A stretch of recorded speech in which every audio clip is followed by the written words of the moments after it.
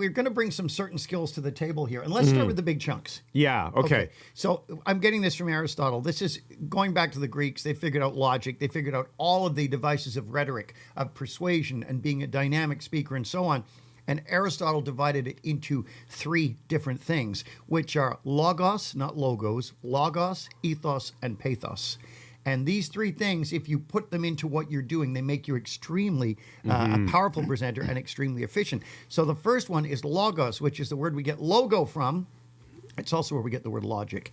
And this provides the logical foundation for everything you're talking about. It has to make sense. So you can't jump around like Jack the frickin' round jumper. You have to move logically from large chunks, concepts, down to the fine details and applications. When you do that, people will follow you because it makes sense. You can't talk like one of my relatives in a scattergun approach that's just, now this and all over the map. You have to be logical. So that's the logos part. And we'll be getting to the sequencing of how you should present. Okay. All right. So then we have ethos, which establishes the speaker's ethicality.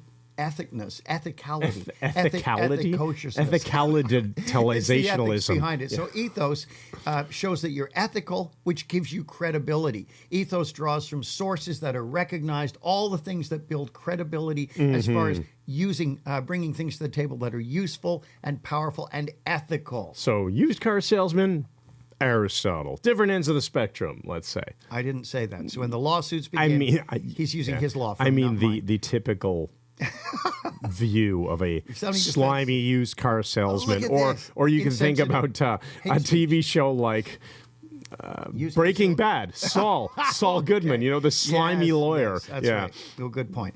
And pathos, finally, when we get the word, maybe I'm having a stroke. The word pathetic comes from that. So pathos connects the audience with emotions. So you're engaging the emotions of the audience, which is extremely powerful. We know how boring it is if someone talks in a monotone and never gets to the point or makes it interesting. You want to drive your thumbs into their eye sockets. So actually,